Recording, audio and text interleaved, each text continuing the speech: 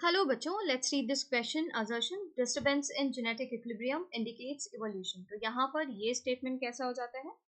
ये statement correct है. Okay, disturbance हो रहा है अगर जेनेटिक इक्विलिब्रियम में और हम कहें हार्डी-विनबर्ग इक्विलिब्रियम में.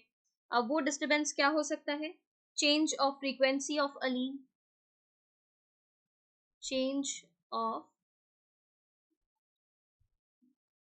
Frequency of alleles in a population would then be interpreted as resulting in evolution. तो किस में इंटरप्रेट होगा?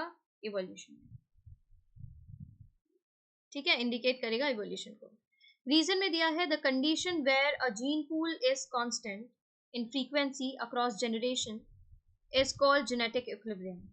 तो यहाँ पर डिस्टर्बेंस अगर जेनेटिक इक्विलिब्रियम में होता है वो इंडिकेट करता है इवोल्यूशन को. और रीजन में दिया है कंडीशन जहां पर जीन पूल कांस्टेंट है in frequency across generations.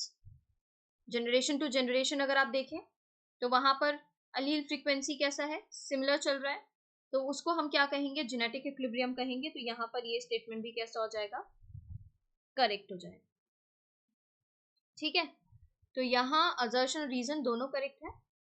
both assertion reason are the true but and reason is a correct explanation of assertion. ये correct हो जाता है. both assertion reason are the true, reason is not a correct explanation of assertion. incorrect है.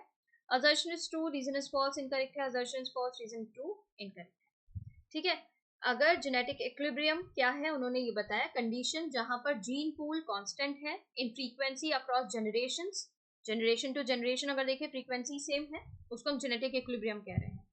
But अगर disturbance हो जाता है genetic equilibrium में तो वो किसको इंडिकेट करेगा? इवोल्यूशन.